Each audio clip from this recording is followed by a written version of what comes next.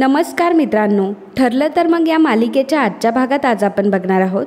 पूर्णा आजी सायलीला म्हणते की ती साक्षी तुझ्यासोबत इतक्या प्रेमाने बोलते, तिचा थोडा तरी मान ठेव.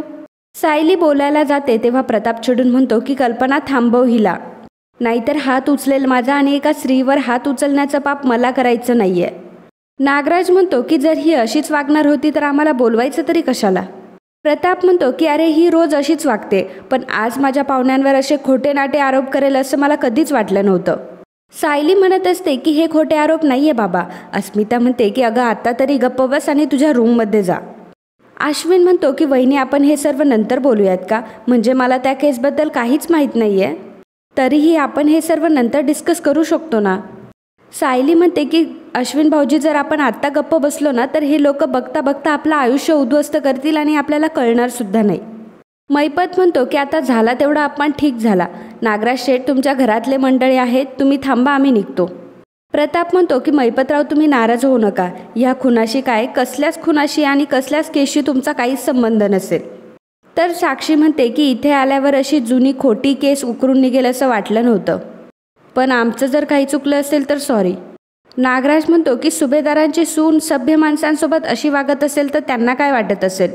सायली म्हणते की ही जर सभ्य माणसं असती तर यांचं मी स्वागतच केलं असतं, पण ह्या अशा गुंड माणसांना घरात फिरकू न दिलेलंच बरं. मैपत सायलीजवळ येतो आणि म्हणतो की हे बघ बाळा, जशी मला साक्षी आहे तशीच तू आहेस. माझ्या आईवडिलांना स्मरून सांगतो की माझ्या मनात खोट नाहीये, उलट आडल्या नडल्या माणसांना मदत करणं हाच माझा धर्म आहे. सायली म्हणते की तुमच्या अशा गोड बोलण्याला मी अजिबात भुलणार नाही. तुम्ही जर मला रस्त्यावर भेटला असता तर तुमच्याकडे भिरकून सुद्धा बघितलं नसतं, पण आज तुम्ही माझ्या सासऱ्यांशी व्यवहार करू पाहताय आणि त्यात फक्त तुमचा फायदा आहे आणि त्यांचं नुकसान हेही मला नीट माहिती आहे. प्रताप म्हणतो की माझं नुकसान तू करतेयस सायली, आणि तेही आत्ता. सायली म्हणते की अहो बाबा तुम्ही नाही ओळखत यांना, प्लीज तुम्ही यांच्या नादी लागू नका. तर मैपत म्हणतो की मला असं बोलायचं होतं पोरी. तर साक्षी रागाने म्हणते की एक शब्दसुद्धा काढायचा नाहीस. मी मधुभाऊंना तर तुमच्या जाळ्यातून नाही काढू शकले, पण आता माझ्या फॅमिलीला त्रास द्यायचा प्रयत्न केला तर याद राखा, गाठ माझ्याशी असेल. हे बघून मात्र घरातल्या सर्वांना मोठा धक्का बसतो. सायली त्यांना म्हणते की मला तुमचं तोंडसुद्धा बघण्याची इच्छा नाहीये, निघा तुम्ही इथून. प्रताप जोराने ओरडतो की बस झालं. मैपत म्हणतो की नाही आता बसच झालं, साक्षी चल. असं म्हणून साक्षी आणि मैपत तिथून निघून जात असतात.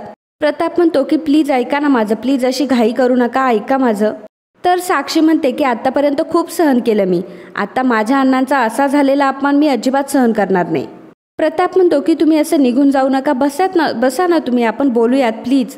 आणि नंतर पुन्हा एकदा साक्षीला आणि मैपतला तो खाली बसवतो. कल्पना सायलीला वर घेऊन येते आणि म्हणते की सायली अगं काय झालंय काय तुला, तुझं हे रूप मी कधीच बघितलं नाही. सायली म्हणते की आई हो कशी शांत होऊ मी बोलते त्यातला एक शब्दसुद्धा खोटा नाहीये.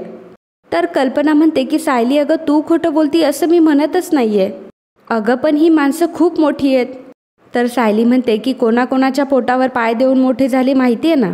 कल्पना म्हणते की मला तर आता कात्रीत अडकल्यासारखं झालंय, माझा तुझ्यावरही विश्वास आहे आणि यांच्यावरही. सायली म्हणते की आई हो बाबांना तेच दिसतंय जे बाबांना दाखवलं जातंय. ही माणसं फक्त बाबांचं नुकसानच करणार आहे आणि मी जर त्यांना हे सांगितलं त्यात त्यांना कधीच पटणार नाही. तर कल्पना म्हणते की नाही सायली मी आता कोणाशीच बोलणार नाही, आता जर मी बोलले तर फक्त शब्दाला शब्द वाढेल. सायली अगं तुला माहीत नाही आहे किती दिवस झाले हे फक्त टेन्शनमध्ये आहेत आणि शिकरेंकडून त्यांना जेव्हा फायनान्स मिळाला तेव्हा त्यांचा जीव भांड्यात पडलाय. आता फक्त हे बघायला हवं की कोण चुकतंय आणि कोण बरोबर आहे ते. सायली म्हणते की ह्या साक्षी आणि मैपतला माझ्याशिवाय चांगलं कोणीच ओळखत नाहीये. कल्पना म्हणते की ठीक आहे, पण आता तू वाद नको वाढवूस, माझ्यासाठी तरी तू आता शांत हो आणि शांतपणे खाली चल. तर इकडे खाली पूर्णाजी म्हणत असते की माफ करा मैपतराव, पूर्वी आधी कधीच आमच्या घरात असं काही घडलं नाहीये. आलेल्या पाहुण्यांना आम्ही आमचं दैवत मानतो. अस्मिता म्हणते की त्या बाहेरून आलेल्या मुलीला हे कसं कळणार ना. प्रताप म्हणतो की मैपतराव मी तुमची माफी कशी मागू हेच कळत नाहीये.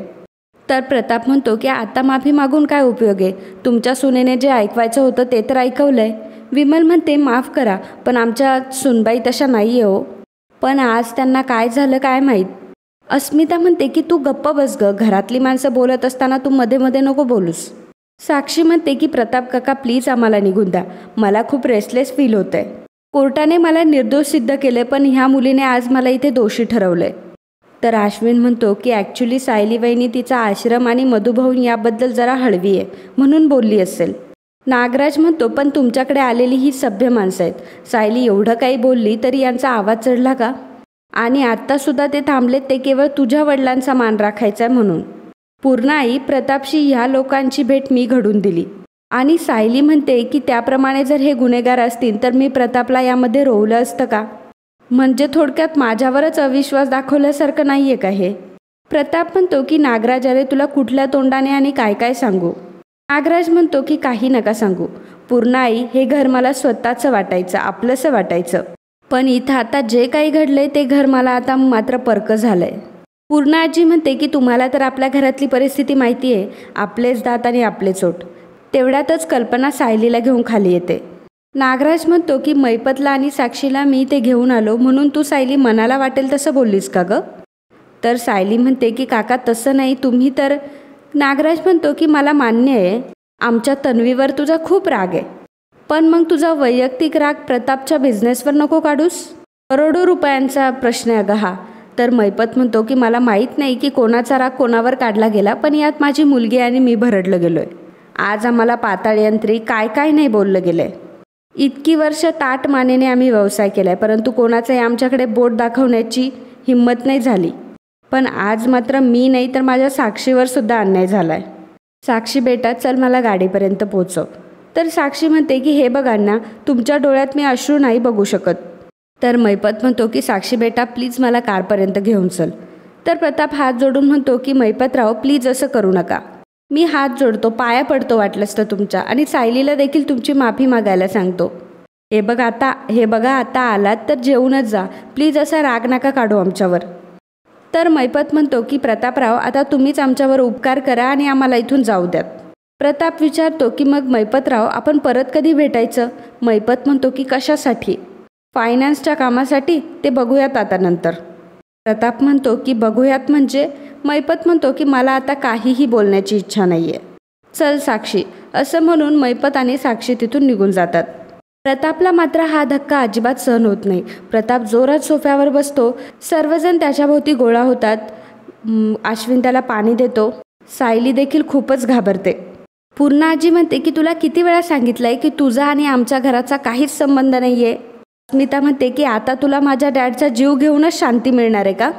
पूर्णा आजी म्हणते की कुठल्या जन्माचा सूड उगवते काय माहीत, तुला एकदा सांगितलंय की तुझा आणि आमचा काहीच संबंध नाही आहे, तरीही नुसता सत्यानाश करायला आली आहे आमच्या घरात. तर मैपत, साक्षी, नागराज तिथून निघतात आणि त्याच वेळी अर्जुन देखील तिथं आलेला असतो. तर इकडे कल्पना म्हणत असते की आता प्लीज कोणी काही बोलू नका, यांना जरा शांत बसू द्या. अहो तुम्हाला खूप त्रास होतोय का? अश्विन म्हणतो की ते आता ओके आहेत, त्यांना जरा रिलॅक्स करू द्यात. प्रताप म्हणतो की सगळंच संपलं, माझा बिझनेस, माझा फायनान्स, माझं रेप्युटेशन, सगळं काही संपलंय. तर अस्मिता जोरात ओरडते की फक्त या मुलीमुळे. पूर्णा आजी म्हणते की अर्जुनची एक चूक आपल्याला आयुष्यभर भोगावी लागणार आहे. अस्मिता म्हणते की मम्मा तू ह्या मुलीला आताच सांगू ठेव की ह्या मुलीने परत आपल्या घरात एक शब्दसुद्धा बोलायचा नाही, आणि कोणतेही पाहुणे जर घरात आले तर त्यांच्यासमोर अजिबात यायचं नाही. कल्पना म्हणते की अस्मिता जरा जाऊ दे ना, यांना जरा शांत बसू दे. विमल विचारते की मी कॉफी आणू का? प्रताप म्हणतो की काही नको, त्यापेक्षा मला जरा विष आणून दे. सायली म्हणते की बाबा हो असं नका बोलू, पुढे जाऊन नुकसान व्हायला नको म्हणून मी असं बोलली. अश्विन म्हणतो की सायली वहिनी ते माणसं खरंच डेंजरस आहे, नाहीतर तू अशी बोललीच नसती हे माहिती आहे. पूर्णा आजी म्हणते की काय रे, एवढं होऊन सुद्धा तू तिची बाजू घेतोयस? तुझ्या बापाची जरा अवस्था बघ आणि मग बोल. तर प्रताप म्हणतो की आता कोणी काहीही बोललं तरी मला काहीच फरक पडत नाही, जे व्हायचंय ते तर होऊन गेलंय. सायली म्हणते की नाही बाबा, मैपत आणि साक्षी निघून गेल्यामुळे आपला धोका टळलाय, उलट खूप बरं झालंय. पूर्णा आजी मात्र आता रागवते आणि सायलीजवळ जाते. सायलीचा हात पकडून म्हणते की तू आता प्रतापला शिकवणार? पूर्णा आजी सायलीच्या कानाखाली ठेवूनच देणार असते, तेवढ्यातच अर्जुन तिथे येतो आणि अर्जुन मोठ्याने ओरडतो की पूर्णा आजी. अर्जुन म्हणतो की पूर्णा आजी तू सायलीवर हात उचलला, नक्की हे आपलंच घर आहे ना? डिसेंट लोकांचं घर आहे ना? अस्मिता म्हणते की तुझ्या बायकोने काही डिसेन्सी शिल्लक ठेवली आहे का? आज जो काही तिने मोठा गोंधळ घालून ठेवला ना, त्याचा परिणाम आपल्या सगळ्यांना भोगावा लागणार आहे. अर्जुन म्हणतो की काय केलंय हिने? सायली काय झालंय मला पटकन सांग. अर्जुन जोरात सायलीवर ओरडतो की सांग ना. तर कल्पना म्हणते की अर्जुन आता तू तरी तिच्यावर आवाज चढवू नकोस. अर्जुन म्हणतो की मग सांगा ना मला काय झालंय ते. अर्जुन म्हणतो की अरे वा, म्हणजे मी घरी नसताना माझ्या बायकोला ज्याने त्याने वाटेल ते बोलून घेतलं आणि आता मलाच सांगत नाही आहात. आता हे तुमचं रोजचंच होऊन गेलंय. तुम्ही रोज तिला काही ना काही टॉन्ट करता, मग ती अशी रडत उभी राहते. पण एक सांगून ठेवतो तुम्हाला, माझ्या बायकोच्या डोळ्यात तुमच्यामुळं आलेलं पाणी मला बघवणार नाही. प्रतापला मात्र अत्यंत राग येतो. प्रताप जागेवरून उठतो आणि जोरात अर्जुनच्या कानाखाली ठेवून देतो. ते बघून मात्र घरातल्या सर्वांना मोठा धक्का बसतो. प्रताप म्हणतो की तुझ्या बायकोच्या डोळ्यात आमच्यामुळे अश्रू येत आहे. ती आज जे काही वागली आहे ना, ते जर तुला कळलं तर आपल्या पुढच्या 7 पिढ्या रडतील आणि तरीही तू आम्हालाच दोष देणार आहे. पूर्णा आजी देखील सायलीला जोरात ओढते आणि म्हणते की माझ्या अर्जुनला अजून त्याच्या बापाने एक बोटसुद्धा लावलं नव्हतं. आज फक्त तुझ्यामुळे माझ्या प्रतापने त्याच्या लेकरावर हात टाकलाय. आमच्या घराचा सत्यानाश करूनच तुला हे सुख मिळणार आहे का? आणि मित्रांनो, आजचा हा भाग इथेच संपतो. पुढील भागात आपल्याला पाहायला मिळणार आहे प्रताप अर्जुनला म्हणतो की आज तुझ्या या बायकोमुळे माझा 25 कोटींचा फायनान्स धोक्यात आलाय. आता या घरात एकतर मी राहील नाही तर ही मुलगी. अर्जुन सायलीला वरती घेऊन येतो आणि म्हणतो की आज काय घोळ घालून ठेवलाय तुम्ही हा? सायली म्हणते की सर अहो माझं ऐकून तर घ्या. आज बाबांचे जे फायनान्सर म्हणून आले होते ते कोण होते माहिती आहे? मैपत शिकरे आणि त्यांची मुलगी.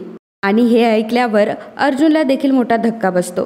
तर मित्रांनो, ठरलं तर मग या मालिकेचे अपकमिंग एपिसोड बघण्यासाठी आत्ताच आपल्या चॅनलला सबस्क्राईब करा. आणि आजचा हा व्हिडिओ तुम्हाला आवडला असेल तर व्हिडिओला लाईक आणि कमेंट करायला अजिबात विसरू नका. धन्यवाद.